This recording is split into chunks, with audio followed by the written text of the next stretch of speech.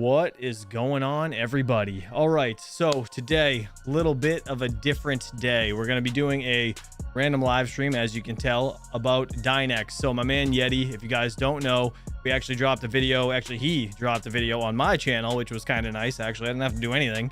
He did an entire raw, more or less, meeting the Dynex team, kind of told me what he thought, everything about it. There was no doxing or anything like that, but I want to just kind of get down to the nitty gritty of it and just kind of ask him a bunch of questions. I know you guys had questions. There was a lot of comments about asking about the proof of useful work platform where you can submit your actual projects and things like that. I'm sure he has to keep some things behind closed doors, but other things he can at least answer some questions, and you guys can ask away in the live chat. That's kind of why we're doing this. So without further ado, I'm going to bring my man Yeti in, and we're going to go from there. Let's do it.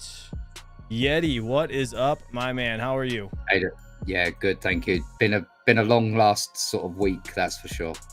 Oh, I bet. This is yeah, this is awesome. I'm super excited to do this. I'm happy to kind of get some Dynex I guess rumors and stuff, like, you know, thrown out the door, because it's just it gets annoying to some extent. I am extremely biased on Dynex and all these crypto projects in general. If they're profitable, I'm gonna mine them. Other than that, I'm not too in depth with the technical stuff. That's why I'm coming to you. So how was your trip? Give us that first. Oh wow, I mean, not every day do you get offered the chance to fly out, you know, visit a crypto business and get shown all of the inner workings, right? Like they didn't hold back. They were very open and honest with me about where they are, where they've been, how they're doing things. Pretty impressive. That's awesome. That's awesome. I saw they sent you home with one of their FPGAs. I wanna get going with that. You want to show that to everybody? I'm gonna throw you up on the big screen real quick. Let me see how I do this. Move back a little bit. Thing like this. Here we go. Look at this. This is one of the OG FPGAs that Dynex started with. Yeah. So these are Cyclone V FPGAs. You can see it's a double stack. That's so there's so 12 cool. of them in there. That's so cool. As a bit of history, yeah, that's pretty cool. That is very absolutely cool. That must have been fun getting through customs with that thing. Explaining to customs what it was. Yes, that was extremely fun and challenging. They wanted to know everything about that thing. They were ready to rip the thing apart. Right. They're like... Thankfully, I managed to convince them and get somebody that actually knew a bit about computers over, and they cleared it once they heard what it was. So, yeah, thankfully, we're in one piece. Well, that's cool. Yeah, absolutely. At least it didn't get broken, because that would have been terrible. Yeah, exactly. So I guess we're gonna start with let's start with Sumitomo. Let's get right to it. What's the deal? So I know there's this whole rumor about this Daniel Mattis guy, or whatever the hell his name is, Matz. I don't even know how you say it, but I know there's some deep history with that, like at the beginning of the project, and it's obviously different now. So I want you to kind of just explain it and let us know. Like, first off, is he Daniel Matz? No. Okay. So no, he's not. There you go. Right from the horse's mouth. He met him in person. I didn't. He's still not going to dox him, but I'd like you to at least tell us a story about this guy, Daniel. Like, where did he come from? Where did this come from? So originally he was like a person that they had contacted for some help and to open some doors to staff, you know, help them get off the ground, and so forth. So the Block Explorer was the one spot that he helped with. That's since been superseded by the new Explorer that I did under their bounty program. Okay. So that's pretty cool. They put out a bounty. Anyone could have took the offer up. They offered a sizable bounty for somebody doing their new Block Explorer. So that's, you know, that's what I did, and under the bounty program. Okay. So I guess what was his involvement in the entire like startup, right? Like, he just basically had connections or something. Like, is that yeah, pretty much. Like, we've got somebody over here for my company, right? His name's Colin. I won't say his last name, but his name's Colin, and he just helps us open doors that maybe that we can't get open ourselves because we're not a big enough company at the time. We don't have the resources. We don't have the contacts that guy does. Pretty much similar. Okay. The original problem was they didn't have the staff at the time. They're trying to get the right staff in place, so they go and get somebody who might be able to help them out. So Just little connected did in they the right know, areas type little did deal. they know a year later it would still be, you know, coming back to haunt them for a single GitHub push. Right. Yeah, I guess, I mean, Crazy. it was deep in what? It was like his name was like in the code or something of the GitHub. Yeah, And so it's in the GitHub as a pushed code change. Right, it's the only one, and it relates to their block explorer side of things, right? A bit okay. of PHP code that he did. Since like say the code has been moved on so far that there's nothing pretty much of the original left now. Okay, Especially when I recoded it. and he's not like related to the project at all anymore, right? Yeah. No. Okay. That's what I thought. I just wanted to double check, triple check, and get that off the damn list of everybody's questioning, because that was the biggest question. And I guess, you know, it is kind of red flaggy when, you know, somebody's kind of concerning and they're in the space and this person's anonymous and we don't know what's going on. I mean, it's a you know, rug pulls happen every day, so we understand why people are concerned, you know. Of But I'm course. glad, you know, we could clear that up at least a little bit. So just everybody in the chat, if you guys have questions, I'm only going to go for about 45 minutes. So throw them in the chat. If you guys have legit questions, just at me, please. And I'll try not to miss whatever we can. I know there was one, like, again, major question in the raw video that we posted on my channel. It was about the proof of useful work platform. Like, where do you submit a project and all that? Sure. So do you want to share your screen and we'll just... Should we do it? Yeah, my Yeah, screen's shared. You just need to all bring right, it up. let's do it. So All I've, right. I've already been given the go ahead to be able to show this off. Okay. Actually, we showed some of it off while I was over there. I took some snaps of the navigation bar, and then obviously this is the current situation of where they are at the moment. I can't show too much of the inner workings of the pages at the moment because they don't want to spoil the surprise, as it were. But so most people who's used the new Explorer that I built will probably feel very comfortable with this. It's the same design wrap that I designed for them. So they're just taking what I did and moving it on another step. So this is like a user logged into the system. You can see down the left hand side you've got all your options for how you're going to work with the Dynex platform. There's the ability to obviously compute on Dynex, where it will give you a fundamental breakdown of how it works. Now, do you want me to go over that part? Because I know that's one big question that guy had in the YouTube part, which is the compute on Dynex. Yeah. Give it to us all. Give everything you want. Whatever you think is relevant, that's absolutely what we want to hear. So the SDK platform for Dynex is publicly available. You can do a pip install Dynex, which is for Python, or you can actually manually download the SDK from GitHub. Once you've done that, as long as you're assigned for the beta program at the moment, you can actually run directly straight on the Dynex network. I can right now. I have access to their Dynex cloud system. But basically, if you compile the SDK from source, you can run it on your local machine, pushing a job directly to Dynex. No requirement for Dynex to be in the way. It's straight from you to the Dynex system and returned. Okay, so this is going to be the platform in layman's terms, I guess, where we submit the actual proof of work project for it to be, I guess, Correct. So the SDK obviously will be tied to an account that you've got with them that will have X amount of dollars of credit, right? Once you do your compute, once they've got all of their methodology down for how they're billing it, will be automatic billed for the time you've used on their computation network. So if it's only a short burst that you're doing, then effectively it won't cost you a lot. If it's a long duration burst, like a couple of days, then obviously you're going to pay more for that. But it's shaping up to be quite a affordable option. Okay. All right. That's pretty neat. So if for example you're a company who doesn't have the internal know-how to set up the option, Dynex in the cloud will be effectively a way to rent a pre-set up Dynex environment for you. So you just have to upload your files and away you go. It'll take some of the onus off of, you know, smaller companies that might not have the technical expertise to set it up to actually be able to run computation stuff. That's pretty neat. So it's pretty cool. That's pretty neat. Cool. We have somebody in the chat was asking, Yeti, please explain to us how proof of useful work works through the algorithm and only 1x PCIe.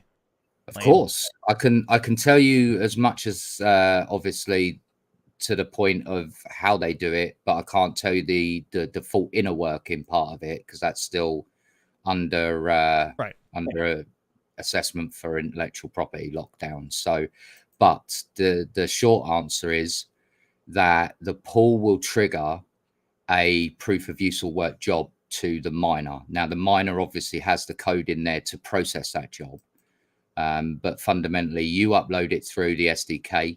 It builds it into a way that is compatible with Dynex, sends it from you to Dynex's core network, and then it is distributed out over normal Stratton protocol. Right now, the bit that's tricky and the bit that people freak out about, and that's mainly because they've seen other proof of useful work requirements and they can't quite understand why one is so extreme compared to the other, right? I mean, let's I guess pull it out in the open, right? Flux 16x slot. That's what we're gonna need to use for that proof of useful work. And Dynex is 1x, so I do get the confusion. I believe it's 8x minimum. Oh, maybe it's 8x. Yeah, sorry. For Flux. You're right. Yep. But recommended is x16 speed, right? So the difference and the way the Dynex does it compared to Flux is directly streaming through the card, right? So they need as much bandwidth as possible to be able to take that stream.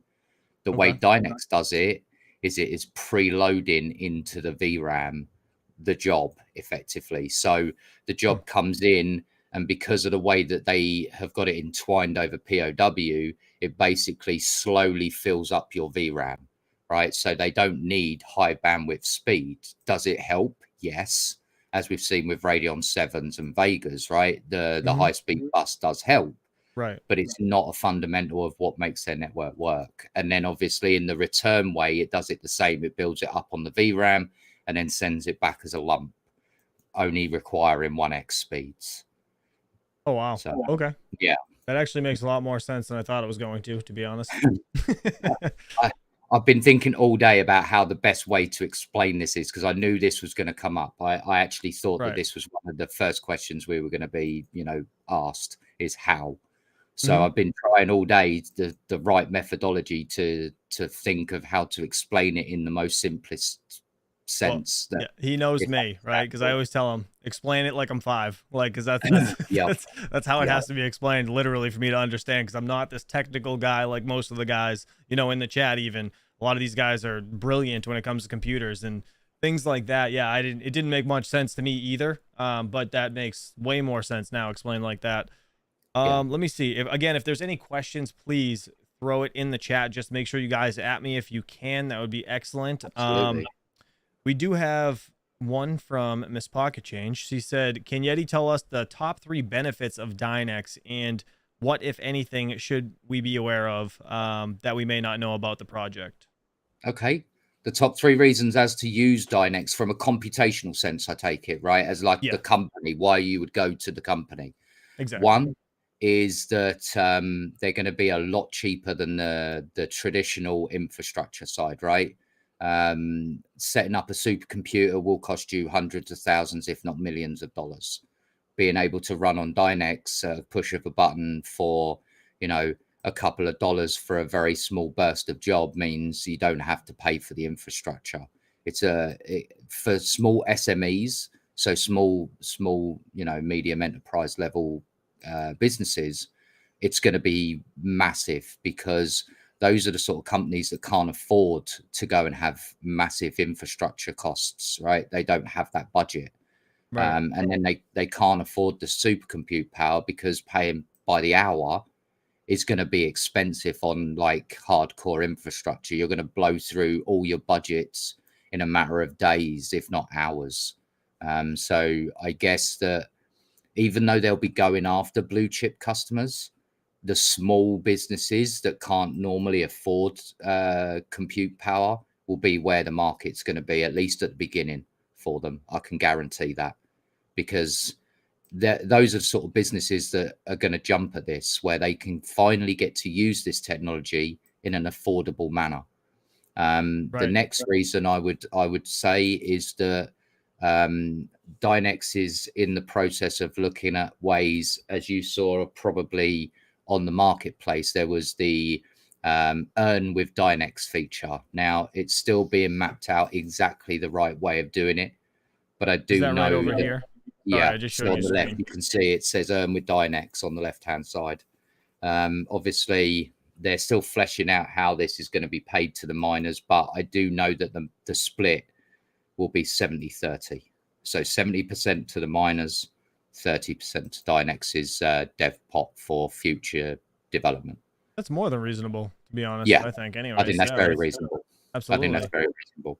And they're going to be all transparent about it. So on the marketplace area will be a complete overview of what Dynex is earning per job versus what the miners are being paid. All of that's going to be on the chain, where you'll see the transactions for the Dynex being delivered to what we call the SDK wallet. You know, that will be a pot where Dynex gets their pay, and then obviously all the TXs will match people's wallet amounts that they're getting paid for the proof of useful work, which, by the way, will not be paid through the pools. That's all going to be done completely separate. So if you're on proof of useful work and you do a job, you will have that deposited directly to your own address. No pool requirement. So again, you're sidestepping pool fees and stuff like that for the POW side, because POUW is not part of the pool system. Oh wow. So it's pretty cool. Yeah, that is pretty neat. Yeah. Now, is there anything? So I guess just to elaborate a bit on Miss Pocket Change's question, anything that we need to be nervous about? I know, like, having a secure network when it comes to like vast AI, you know, is probably necessary for a lot of people. Now, is Dynex in any way like similar in that regard? No, in that regard, it's very different, right? There's no Docker, there's no giving the user access to your machine, like in a traditional sense from like Vast or anything like that. Okay. The computational job goes through their solution and then is delivered over the miner itself to the GPUs. So therefore, it's just the same as mining. You just have to put your cards on, and it will do the rest for you. So that's, you know, ease of adoption is super important to Dynex, right? They realize that not everyone has the technical background to be able to set up Dockers, secure Dockers, maintain Dockers, you know, manage all their network and everything like that. All you have to do is put your cards on a mining rig and turn on, say, your SRB or your 1.0 miner, and away you go. You're already doing proof of useful work. That's so nice to have that option. Yeah. Right. That's crazy. I did notice a question coming from Patrick. Patrick Guy, and I spotted. He says, will Dynex submit to external audits and ISO certifications to help assure data integrity to the end client? The answer to that is yes. They're already in the process of getting people in to do that audits. Once the audits are done, I believe that the consensus within Dynex is basically to put those out in the public, those certificates, so that people can see that they're clearly been externally audited by a proper company. You know, it's not just like them getting me, for example, to audit their wallet. We're talking about like big company comes in, they audit the company, the finances for the company, the technology for the company, the infrastructure for the company. You know, they're going to go for all the proper accreditations, and they need to be quite honest, because if they're going to be running compute in the EU, they're going to need those sort of certifications to get people to buy into using it. Otherwise, a lot of companies won't want to touch them. Yeah, no, it makes sense. I mean, you need to be legitimate, right, to a point, anyways, Yes. and that's I mean, makes sense. And the ISO accreditations do take some time to get. That's something else to consider. It takes months to get I'm those. sure, because you have to go through like, what is it? Is it like a board or something that has to approve you of getting the certificates? Like, how does that work? Usually you end up with an external auditor, right? They'll come along, they're externally audit. When we did our accreditations, we had one guy do our software and another guy do our infrastructure, because the people that they had sent were solely limited to what they were obviously auditing. So we ended up with 2 people, and they did software and infrastructure on ours. And then obviously one for data protection and stuff like that. So yeah, all of that's going to be dealt with. Similarly with the on-ramp, you know, they're going to make sure that they partner with a, you know, a very reputable company to make sure their on-ramps are safe and secure. Makes sense. I appreciate you explaining that. Ovalbore Tech actually had a question. He said, when shitty Malab endpoint bye-bye? He wants to know when that Malab's going to be gone. Right. Okay, and I can do this from both perspectives, from Dynex's perspective and a Pool's perspective right now. So from Dynex's perspective, it's about 2 to 3 weeks max, and then they want a couple of weeks of testing it thoroughly with a couple of pools and on test nets and stuff to make sure that it's rock solid. But the way they're going to do it is they're going to basically put everything to do with Malab behind the STRAM. So that's understandable. Yeah, it will feel just like normal mining again. No Malab endpoints, no worry about that. You still might get an error 499 or 500 where it says invalid POUW data, but that is also, you know, down to overclocking the miner. It could be a block on the network. There could be any number of reasons of why it spits that sort of error. But yeah, the Malab is going away properly. That's awesome. So, and then from a Pool's perspective, so from Deep Miner's Pool's perspective, basically we just have to convert it over to the new methodology, take about 8 lines of code to tweak, and then we'll be back up and running on the new solution once it goes live. So hang on a minute. Question from Jean Denny. Hang on a second. I did just see, where's the message? Real quick before we get off the topic of deep miners. So Yeti does have his own pool that he runs. This is deepminers.com. It's Deep Miners with a Z. If you guys are interested, go check it out. It's actually, we also currently have a competition running for in association with a Mr. Red Panda over there. He pushed us into it. Well, he didn't need to twist my arm that much, but we're going to do a 1,000 Dynex competition. Oh yeah, that's awesome. So 200, and then a 400 big main last one. Oh wow, that's great. Oh yeah, that's cool. Yeah. And this video is not sponsored or paid for, by the way. I just had to put that disclaimer out there. I just wanted to give him a little bit of props, because his pool, like when you guys started it like rose right to the top, like top 3 in like a week. Yeah, it was crazy.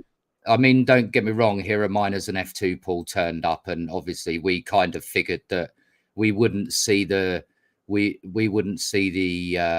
you know, continuing of us being where we were at the time, because those two have got big reputations and are very large compared to us, right? But we're still hanging in there. I mean, I think was it number 5 now, I believe.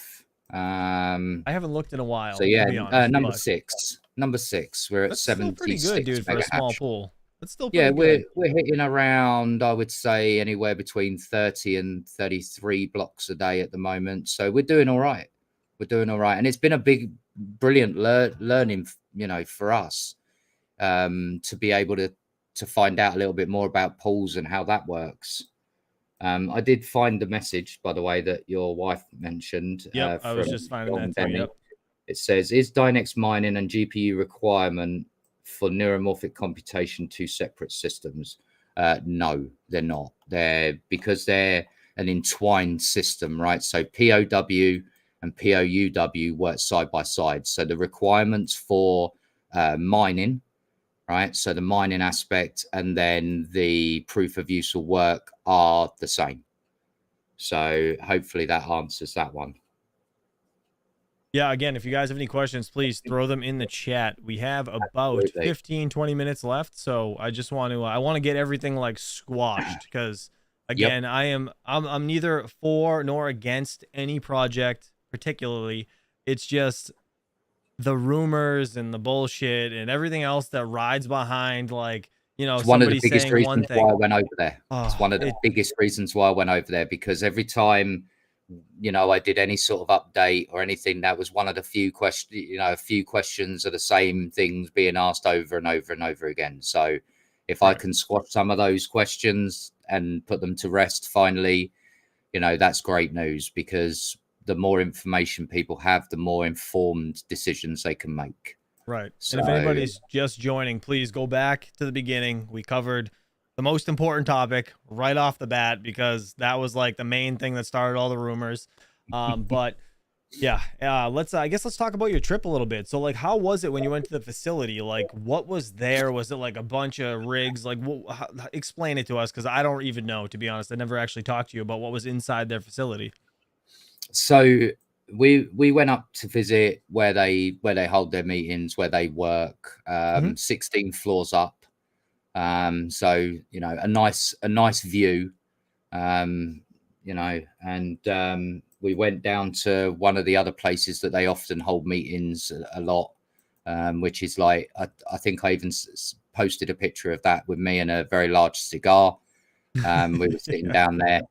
I ended up with the biggest hangover the following day for that privilege as well.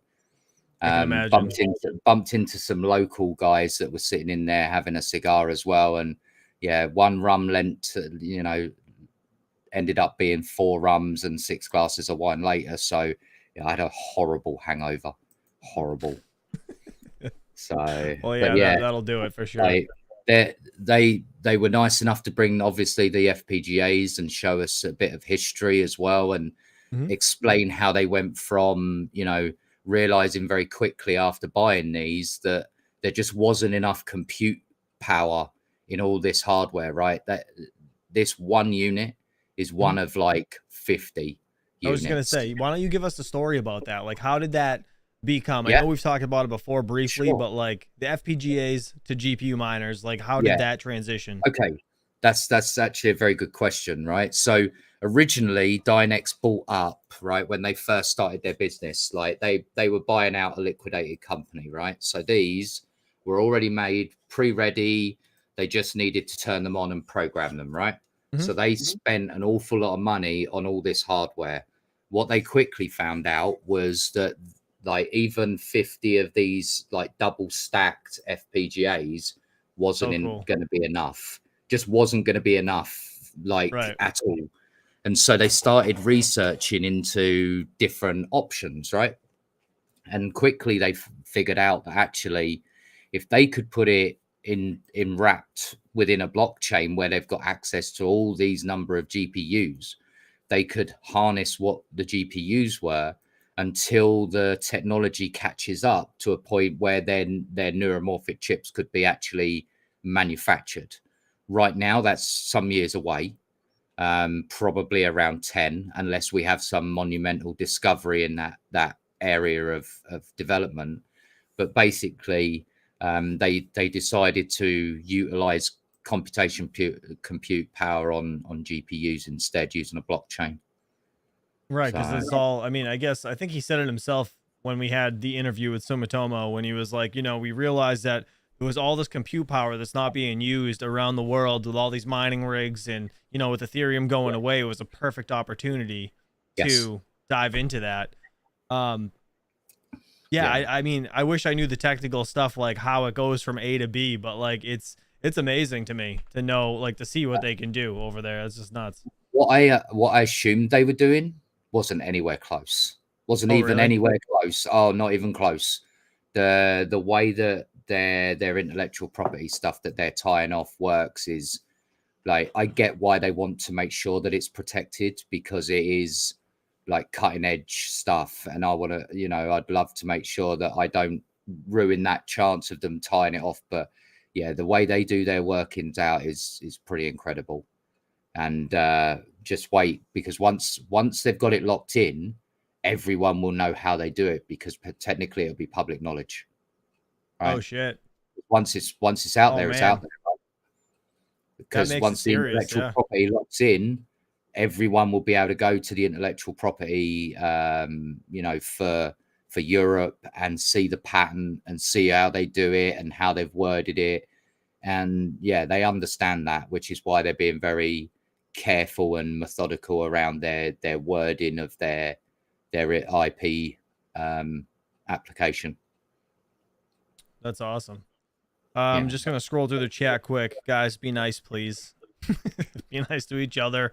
Jeez. All right, let's see. Is there any other questions if you guys like have that we haven't answered by chance? I don't know. Yeah, I want to get everything again off, you know, our chest and off of yours, just to squash all the rumors, all the bullshit. If you guys are confused or concerned, please throw it in the chat. Like, because I mean, again, I'm biased on both sides. Like, I don't care either way if one coin or another does well or bad. It's just, if it's profitable, I'm gonna mine it. You can sell it, hold it, whatever you want. That's up to you guys. You know what I mean? But I just want to kill all the rumors. Like, that's the main point of this. It's one of the reasons why I flew out there. When, you know, full transparency, right? So they paid for our flights for me and my wife. They also paid for our hotel for me and my wife. The rest we paid ourselves out of pocket. So drinks, everything like that, food, we paid for that. But other than that, they saw us, right? They put us in a really nice hotel near to where they were, so we didn't have a lot of traveling. Although Sunday we did most of the, you know, walk around most of the center of Vienna, which was stunning, by the way. Absolutely stunning. It looked beautiful. The whole, like, that video call you did for me, it was amazing. It really was. It looked nice. Let's see. All right, so we have a few questions. So my wife says best to mine or just buy Dynex. That's Miss Pocket Change in the chat. I mean, to be honest, to each his own. It's up to you guys. I mean, when you're buying a coin that's, I don't want to say shit coin, because it's not a shit coin, but like, you know what I mean? Like an altcoin that is just really starting off, you're gambling no matter what. Like, you don't know if it's going to go up or down. Who knows? You know what I mean? Yeah. It's how much do you believe in the project? And then if you want to mine it, it's, do you want to support the project? You know what I mean? That's pretty much what it comes down to. So there's really no right or wrong answer to that. Chris Hanley has a good question for you. Yeah. It says, what separates Dynex from Flux in regards to the marketplace? That's actually a really good question. So I've only seen very limited amount of the marketplace for Flux, right? I've seen what they've posted, their presentation and so forth, right? But from what it looks like on Flux's side, they're going to integrate all of their Flux blockchain into it to show off node statuses, the whole 9 yards effectively. With Dynex, obviously, Dynex doesn't do anything but compute, right? It's like one end of the scale and the other. Flux is trying to do more than just compute. They're trying to do nodes to take infrastructure of websites. You know, there's more to Flux than just their compute element of POUW. So with that in mind, you know, Dynex's choice is to go down solely the computation route. They're not interested in setting up, you know, nodes to house websites or off-site storage. Now, would they look at storage down the road?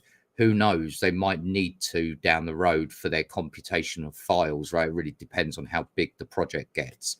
But the bonus is that with the new SDK, you can actually specify where your job and exit point is. So when it sends back the files, Dynex's then system unwraps it back to the package you're coded in. So that'd be Cubo, PyTorch, you know, TensorFlow and all of that. That then can be delivered to your own server. So if you've got your own, you know, dedicated server that's got a load of hard drive space, you'll be able to just have it dumped to there instead. That will offset the need for Dynex to even look at extra infrastructure like that. I think that's the right way of doing it as well, personally. Yeah, for sure. I mean, I want to address the elephant in the room here when it comes to you know, Flux. Like, great project. I have nothing against them. Again, I'm not for or against any coins. But the focusing on one aspect, I think, is more important than going after everything at once, because it's harder to get something to work properly if you're focusing on 10 different things. You know what I mean? So I like the fact that they're actually going for one, thing over here at Correct. Dynex versus the other. But again, it's not that I'm against any coin. Like, I like them all. It's just in general, I think that's a smarter take on it, and that's just my opinion, personal opinion. Let me see. Yes, Deep Miners Pool is in the chat. If you guys are interested, we just dropped a link. Mr. Yeti and Red Panda, they are doing that giveaway, so that's amazing. If you guys are mining Dynex, get on their pool and you have a chance. It's pretty awesome. Oh, I knew Zappirate was going to ask that question. I What knew did he it was ask? coming sooner or later. Oh yeah, Zapirate. When hardware wallet for Dynex? And that is, you know what? That's a great question. I want that, Yes, and I got another one for you after that. So go ahead. Why don't you give okay. it to us? Okay, so the hardware wallet, obviously, they announced one key recently. The one key development is very close now. I actually got to see a prototype of the outer shell of the hardware wallet for one key. And I know that Tangem, after you reached out to them, dropped Dynex a message to start the ball rolling to look into the possible option of it on Tangem as well. So that would be pretty cool from a Tangem sense, at least. Yeah, that's awesome. Now, my next thing alongside that would be unMineable. I can't wait for that to happen. So, do you have any information on that? Do we have any thoughts about it? I mean, the tricky part for unMineable is going to be how do they do the proof of useful work side? Because right now, if they can't, then wallets are going to get banned. Access will be, non-existent, and I don't know how they're going to achieve that. I never thought of that. Could they restrict it to a GPU protocol that they're using instead of allowing, like, throwing L7s and stuff like that on it for it? Could they restrict it to like a Capal style or a Ergo or something like that they do support or I believe ETC hash as well for GPUs as well. But then you're still going to have the possibility of ASICs, or they're going to have to write something in that blocks ASICs and FPGAs off of the Dynex option. So it'd be tricky, but not impossible. So yeah, it'd be nice to put my L7 on it. Now, obviously, I'm probably about to get a message from Dynex the moment I even mention this. But today, the Dynex team and Sumitomo did mention it in the announcements, right? For a new feature that they're going to be announcing probably at their next AMA. So I'm no doubt going to get a bit of a roasting for even mentioning it, but he did mention it first. So is that this right here? So it says we're currently exploring options on how to capture even more supply to be able to fulfill the ever-growing demand. They've the going nickname, or shall we say the working name for it, is Dynex Solve X. Now, I don't want to spoil the AMA where they really announce it. Is this in the announcements of the Discord? No. It was in general. Hang on, I'll send you the. Oh, okay. Send you the picture. If you want, you could just share it on your screen. It's up to you. Whatever you want to do. So let me. Here we go. So I saw their other announcement with the single image super resolution. Like, this is cool as hell. So yeah, that's another thing that I got to see actually live while I was over there. The new super resolution stuff is that's crazy, incredible, like really incredible. So and slightly worrying, to be fair, that they can take a blurry image like that and clean it up that well. Slightly scary. Yeah, that's looking like the eyelashes. Like, you can't even see them in this picture. Like, how the hell? Yeah. That's nuts. Absolutely nuts. All right, let me see what your wrong one. So there you go. The demand for computing power is increasingly exponential, as published in a number of research reports and also shown historically. We are actually currently exploring options on how to capture even more supply to be able to fulfill this ever-growing demand. Dynex Solve X. More to that later. Oh, wow. Yeah. Interesting. Now, That's kind of I'm neat. very privileged to know what that means. There's not many people that do know what that means. So I'm going to keep my mouth shut on that, but Right. watch their AMA, because I guarantee that that's where it'll be announced what their plan is around it. But needless to say, it's gonna be a quite a big thing for them to roll out, and we'll need some work to make it happen. So obviously, it's not something that they're just going to announce and release. They want to make sure it's solid before they fully release it. But yeah, they're going to be that Dynex, their Dynex Solve X option that they're working on is super out there. AI super scaling. That's what Red Panda said. I'm already getting messages from them saying, "Don't you dare!" Like, shut your goddamn mouth. That's, I mean, hey, that's cool as hell though. That's cool. I'm happy to see a project come together. Yeah, the things they've got in the pipeline, they're already working on next year's 4-quarter development plan already. Oh, wow. Because obviously we're in Q4 now, and we're getting up to the point where they've got to deliver. The marketplace will be online by the end of the year. I can almost guarantee that they're going to nail that. They're so far ahead of the curve right now with that marketplace that I don't see it being down to the wire, to be quite honest. They're really on point with what they want to do with that system. They actually walked me through the whole step-by-step process of how the marketplace was going to work, how it was going to interact with the users, how it interacts with their network. And the biggest thing I got from it, what I can tell you guys, is that they're going to be completely transparent with the type of jobs running. They're going to also have an ethics committee.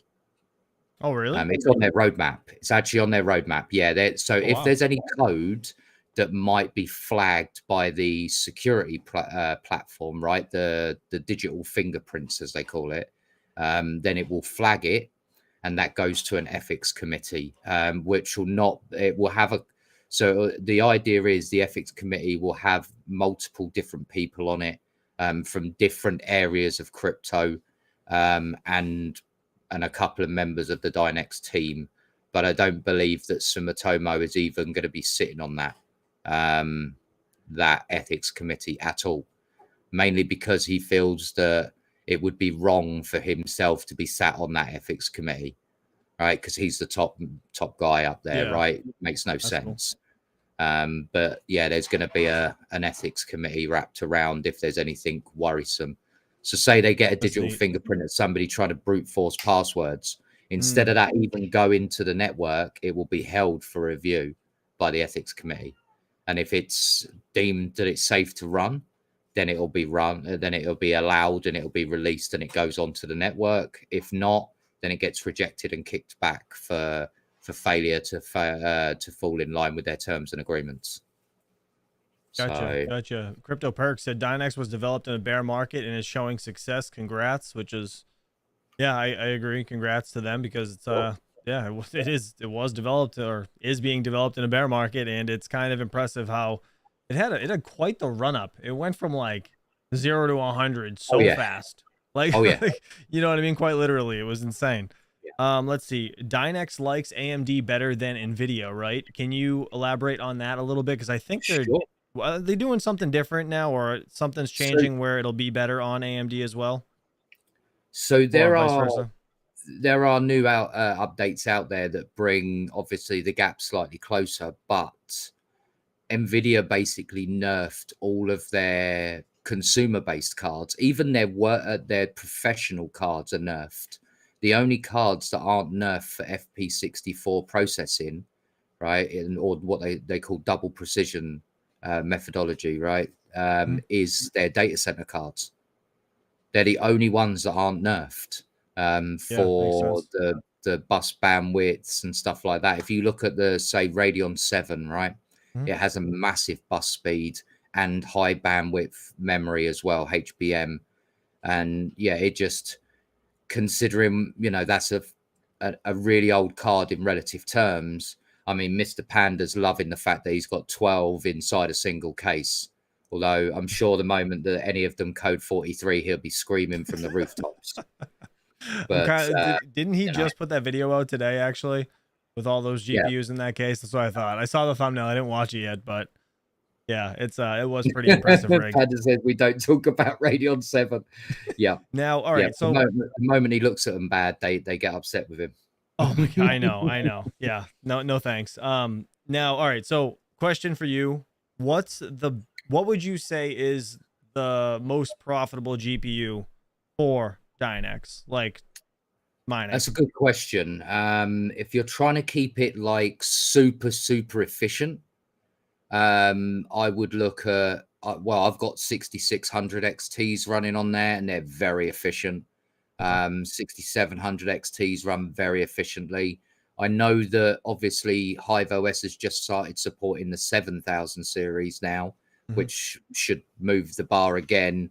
I don't really have any access other than one card with Mad Electron to really test the efficiency numbers of those. But I know that for older cards, it seems like the older the cards, the more efficient they are on AMD lately, especially with like Radeons and Vegas and stuff like that doing quite well. But does it mean that they won't be able to push the boundaries of what's capable on an Nvidia?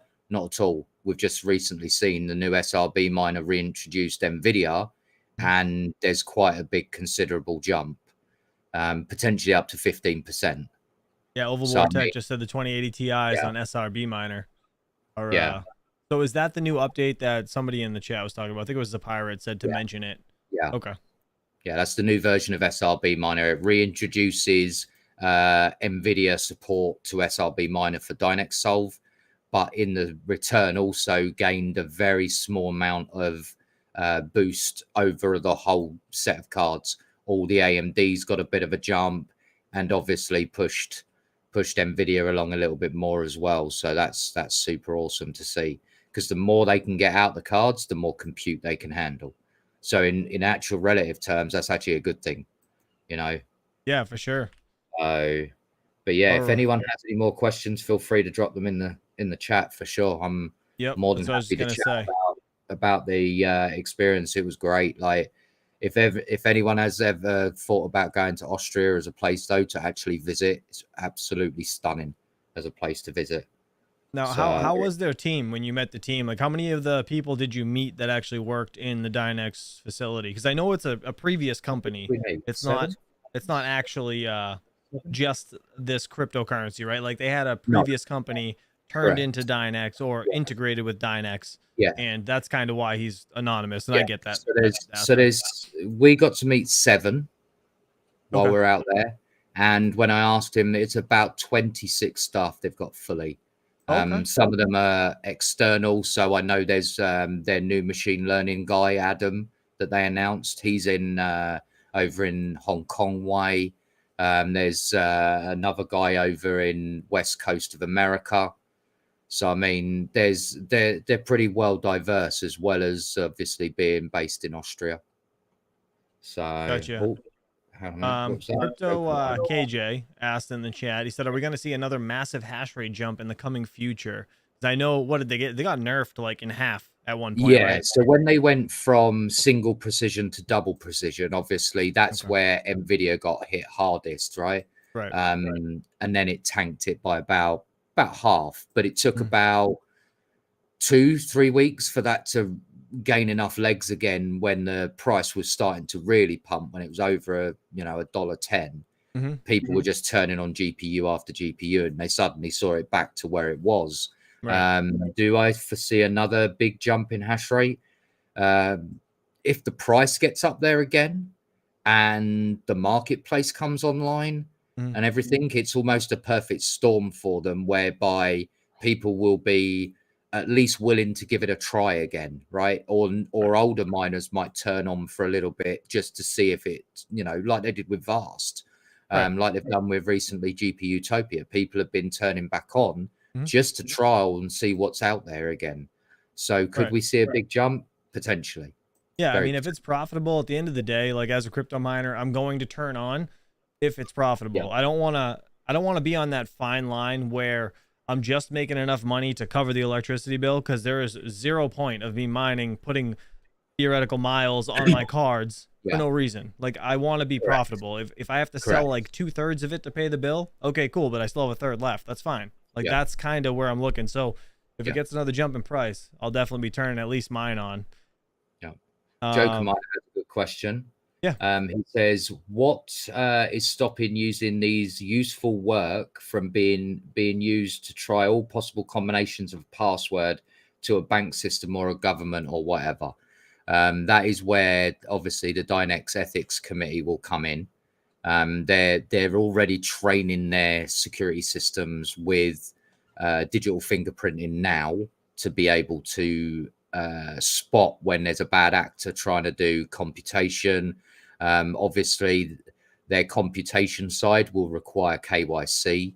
That's a legal requirement in the EU. There's nothing they can do around that. That is going to have to be KYC'd for if you're wanting to do compute.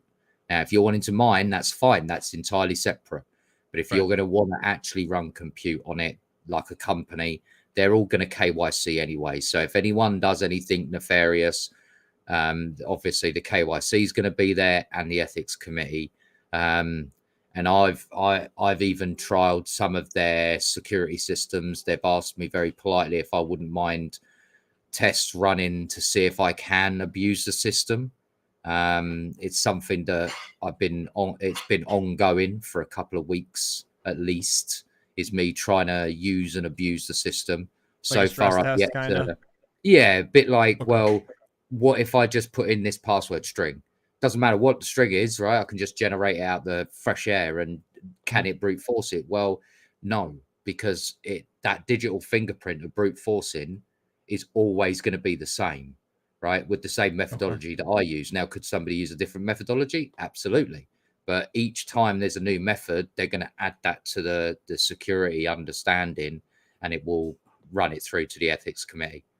And then obviously the ethics committee will be people made up of, some people from a security background, some people from a coding background, some people from machine learning background. I believe they're looking for about 12 people is the original idea of the ethics committee. And that's good. That's really good to give that sort of scope of different backgrounds as well, because each code's going to be very unique in what it does. So you got to understand it from different angles. So yeah. Now, this has nothing to do with the new job opening thing, right? That I saw in the announcements of their Discord. No, it's not. Okay, it's totally different. Okay, no, the new job openings that they posted today are for people to do machine learning and example code, and some academical stuff, and that kind of thing. They're actively seeking the right people in the right departments, which again gives me great faith that they're doing their due diligence, because that's the right way to get the right people in the job. Put it out there, go and have an interview with all of these people that are saying that they're really keen on the position, and if they're good enough, then Dynex wants to know them. Like, legitimately, they want to know what they're capable of, what their abilities are, and probably what they want financially as a deal. But yeah, really, like, they're super professional. It's the one thing that really come across to me is their professionalism. That's awesome. All right, we have one last question, and then we're going to be wrapping things up. Crypto KJ said, what is the likelihood of ASICs being developed for Dynex Solve? None at all. Really? Okay. Zero. So I'm not sure if I'm allowed to say this, but okay. So they've already been they've already been approached for an ASIC. They've already been approached. Oh, really? They turned around and said no, categorically no. Oh, wow. They're not interested because they realize that actually having a place where it's just GPU focused right, gives a place for miners also to turn up with their equipment. The more miners that turn up, the more compute they've got. The more compute they've got, the bigger the client they can attract, and it perpetually, builds this use case, right? So the more compute they've got, the more jobs they're doing. The more jobs they're doing, the more miners are going to switch on, That's kind of right? cool. And then it's this nice circle. Well, it continues the loyalty to the miners, right? Like, they because have you're no gonna see, interest in an ASIC. right? None. Like if GPU miners like us, right? We're all say the Yeah. Caspa thing, perfect example. Caspa hash rate explodes, and GPU is Oh, yeah. just total shit on it now, right? So it's Yeah. like you lose this entire market because of one product. It's kind of tough. So I get that. That's actually really cool. That's a neat outlook on it, actually. AJ also asked, could they potentially write a Bitstream for FPGAs? Technically, yes. Well, they had The one, yeah. problem is that it would be actually inefficient to use FPGAs compared to GPUs for the Dynex solve stuff, because Okay. you are going to have to write a Bitstream that supports every type of machine learning out there. It wouldn't be efficient. That's the reason why they moved away from FPGAs in the first place, because those cyclones couldn't keep up. That's Each crazy. of those chips has, 2 FPGA chips and 4 gig of RAM. So technically there's 12 cards there, right? It Jesus. sees it as one card. So it's a pretty big, beefy piece of equipment, right? Right. And it still can't do it Oh, efficiently. I think that thing runs like 150 watts of power, right? All the time. It just pulls the 150. You can't undervolt them, because FPGAs go all weird when you start undervolting, especially those Cyclone Vs. But could it mean that somebody tries it? Absolutely not. Are they adamant that they would change the algorithm to stop that? Yeah, 100%. They've already said it. They would immediately That's awesome. change the algorithm to kick them off, FPGA and ASICs. That's amazing. That's amazing. Yeah, it's I'm glad that they made that choice, because like that's something that not a lot of places do at the moment. Is they say that they're ASIC resistant, but they're only as ASIC resistant until someone comes along and develops an ASIC. Random Exactly. X being Random X being the prime example of that, right? Yeah, exactly. That's always been CPU, but now Yep. they've come out with a RISC-V miner. I even asked them about the X5, funnily enough, because that technically could do it. That could Oh, do wow. it. It's got memory. It's got it's got the right interfaces to do it all. It's got a CPU. It works just like an ordinary miner at that point. Oh, boy. However, if they see any kind of that thing on the network, they're just going to instantly remove it. That's crazy. So that's great news. And it would still take a lot of work for Bitmain to even get that working on an X5. I mean, they haven't even got Random X working properly. Look how many are already dead. Pandas blew up a board like within a day. Yep. Like Yep. the failure rate on those is like, 1 in 5. Yep. So what are they going to do? At the end of the day, ASICs killed home mining, and they're slowly killing home mining, and it's nice to know that there's going to be an algo that's not going to have that happen. I mean, I know there's others, right? But at the end of the day, it's just nice to know that they'll shut it down if it starts. Yeah, that's the one thing that I got them to literally agree on the first moment that we were there. We were chatting, and basically the first thing I asked the team was, what's your plans if there's actually an ASIC turn up on the network? And their answer was, we'll remove it. That's awesome. So I love that because that's given a home to GPU miners somewhere where GPU, as long as the money's coming in, right, and there's enough computation jobs coming in, miners are going to flock to it because they're going to be getting paid. Right. Well, that's what amazing. It comes down to fundamentally, right? We know this. We've been in this game long enough. We know that the miners go where the money is, right? If there's no money in it, then you're only going to get your hardcore people, right? The people that see the vision and just ride it out. But quite honestly, most of the miners are after their profits. Now, if you're on, machine learning jobs as well as you're mining, so, you're mining and you're getting, I don't know, a couple of cents a day per card, but then a machine learning job comes in and suddenly you get $2. Well, suddenly that's very profitable, right? Right. We're going to have to redefine what profit is, because machine learning jobs aren't going to be coming in back to back to back to back to back, or at least not at the beginning, right? You might have a couple of days between. Well, how do you define what profitable is then? You're going to have to do it over a week or a month to work out. You're not going to be wanting to look at daily figures, especially even Flux is going to have the same problem. You're going to be mining, and then a job will come in, you'll switch over, and then you'll switch back. Well, they have the same issues with, like, I mean, it's a little different, but like Vast AI, right? Like people say it's like, you know, it's super profitable, but at the end of the day, it's like if you don't get rented, it ain't profitable. So you kind of got to do the average out of like a week or 2 weeks or a month. You know what I mean? Like you gotta find how profit is worked out when it comes to these sort of projects. But I love the fact that Dynex is going to be super transparent about how much they're making as opposed to how much they're giving to the miners. That to me is a big thing, right? Because the more they show, the more people can have the trust in them. Right. Well, I think that's a good note to leave everything off.